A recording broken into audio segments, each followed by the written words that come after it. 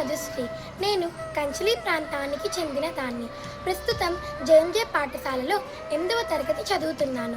2047 నాటికి మన భారతదేశం ప్రపంచంలోనే అభివృద్ధి చెందిన శక్తివంతమైన శాంతియుతమైన దేశంగా మారాలని నా కోరిక. ప్రతి విద్యార్థికి మంచి విద్య అందాలని, యువతకు మంచి అవకాశాలు రావాలని, పట్టణాలు గ్రామాలు సమానంగా అభివృద్ధి చెందాలని, వ్యవసాయం వైద్య అన్ని రంగాల్లో మొదటి మన దేశం ఉండాలని నేను కోరుకుంటున్నాను. నా జీవిత లక్ష్యం ఐఏఎస్ అవ్వడం. దాన్ని సాధించడంతో పాటు దేశానికి మరియు సమాజానికి ఉపయోగపడే పౌరుడిగా మారాలని కోరుకుంటున్నాను.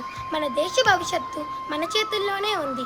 అందుకనే నేను మారుతాను, నేను చదువుతాను, దేశాన్ని అభివృద్ధి చేయడానికి నా వంతు కృషి చేస్తాను. ధన్యవాదాలు. జై హింద్.